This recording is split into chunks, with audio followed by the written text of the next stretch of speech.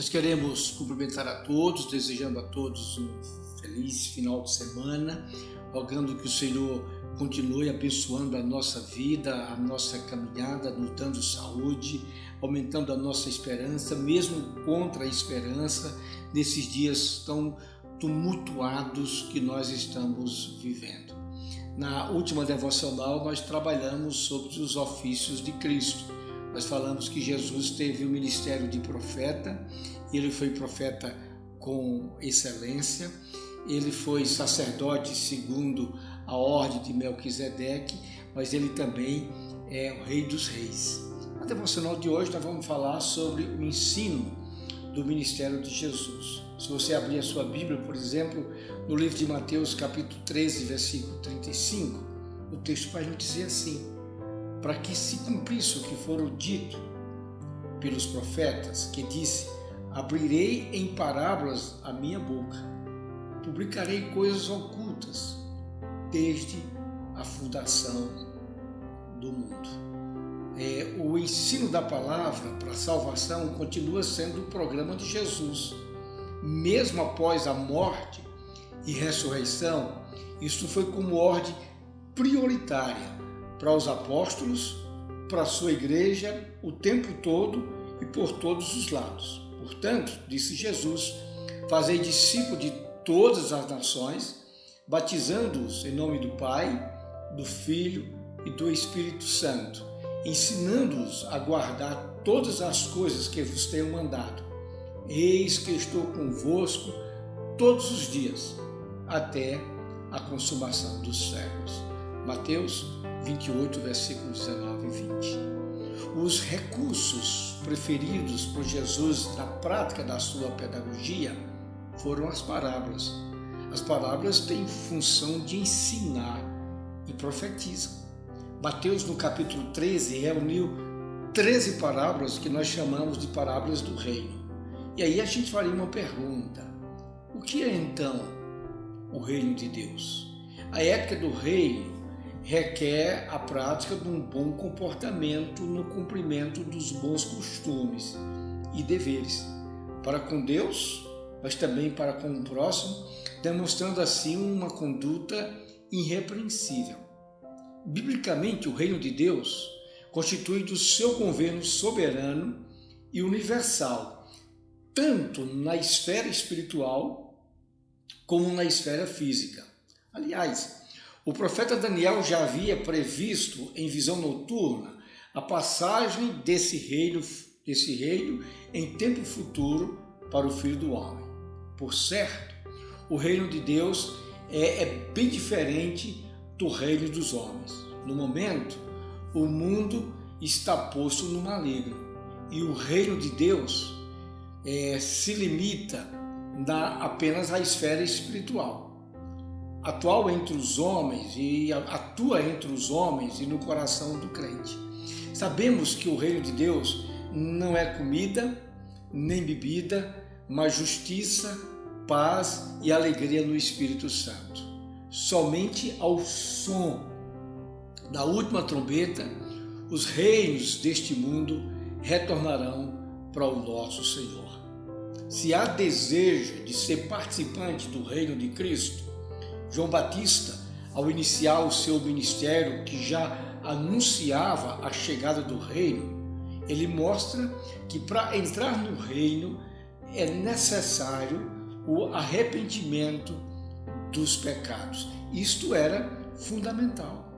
No novo reino haverá um novo rei, haverá novas leis, e no Sermão do Monte Jesus constituiu as leis que regerão o seu reino e a vida dos seus súditos. Eu até aconselho você a ler Mateus capítulo 5, 6 e 7, porque o reino de Deus veio exatamente para mudar, ser diferente e fazer a diferença.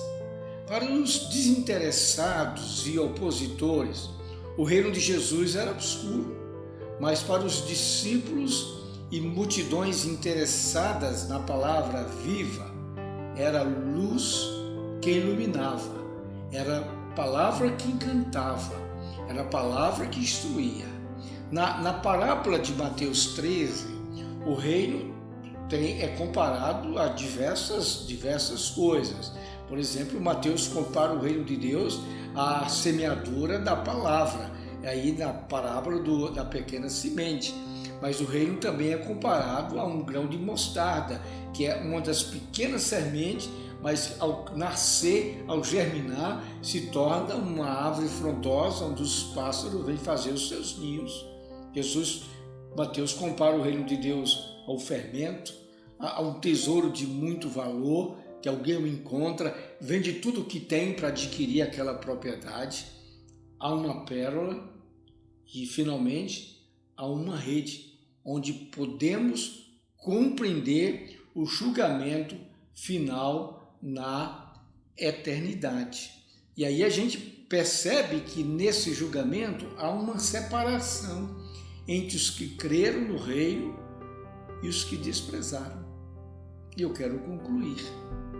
Ao encerrar o seu sermão no monte, o mestre, o profeta, deixa algumas lições.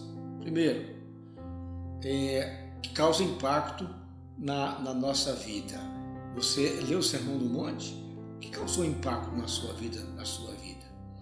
E também é um desafio para fazermos uma escolha sábia para a vida. Jesus ali apresenta os dois caminhos, pois a vida é feita de escolhas.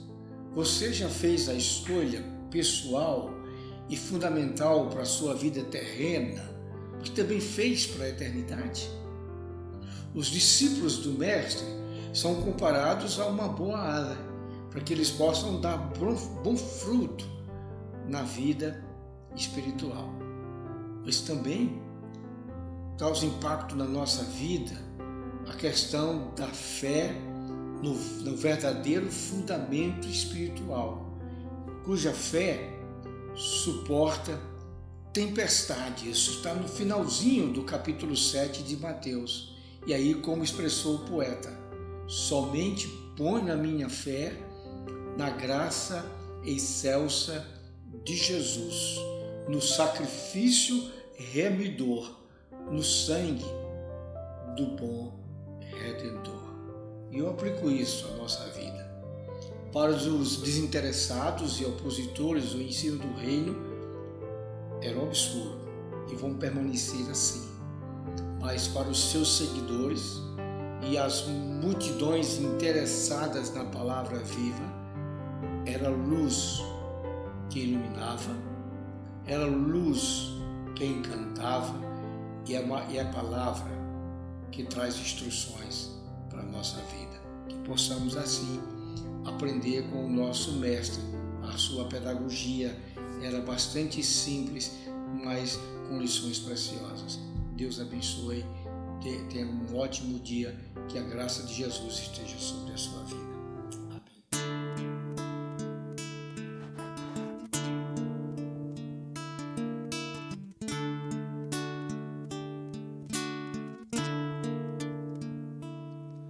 Situações nessa vida me fazem sentir